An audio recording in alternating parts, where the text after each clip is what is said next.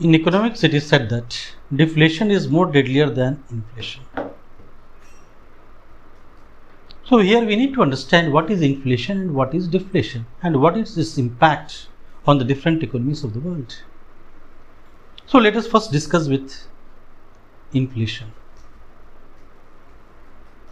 When the general price level of the commodities goes on increases, then that is called inflation. The price level of the general commodities, that is the day-to-day commodities, goes on increasing regularly, then that is called inflation. Then who is the biggest sufferer of inflation?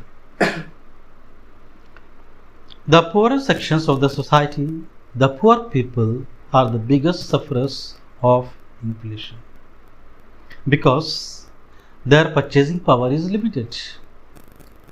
When the price of the commodities increase even to a small extent, that will have a big impact on their income, on their spendings. So, we can say inflation will have a greater impact on the poorer sections of the society.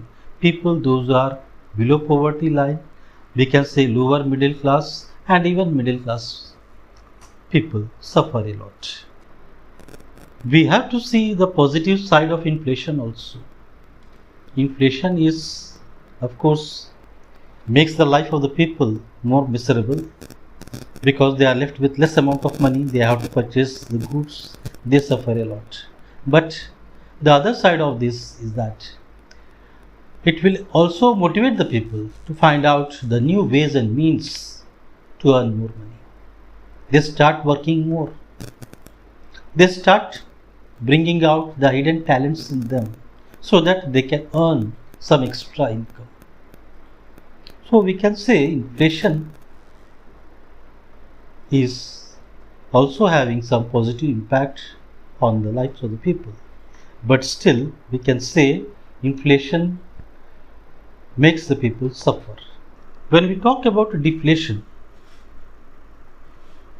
when the prices of the commodities, when the market price of the commodities go below the cost of production, then that is called deflation. So here we can say the producer is the sufferer. The producer incurs two kinds of costs here. One is your fixed cost, another is your variable cost. He can make changes in the variable costs, but he cannot change the fixed cost. He is bound to pay those fixed costs even if he produces goods or he does not produce goods. So here in case of deflation, when the price of the commodities is constantly going down, his profit margin is also going down. A point will come when his profit becomes zero. Sometimes the producer may even continue production of goods at that point. He will be satisfied that he is able to incur at least the cost what he have incurred to produce the commodities. But if the market price of the commodities go even beyond this cost, then he have to think whether he have to produce the goods or he have to stop the production. He will continue the production of goods as long as he is able to get back the variable cost.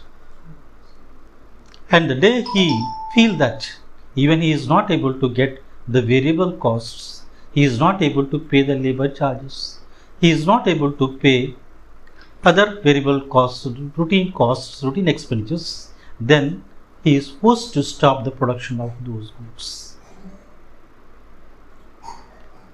So here the producer is the sufferer, we can say. He will stop production of those goods. Now that commodity will not be available in the market. If a consumer go to a market and he want to purchase that commodity, that is not available in the market because the producer has stopped production of that commodity. So this is your deflation.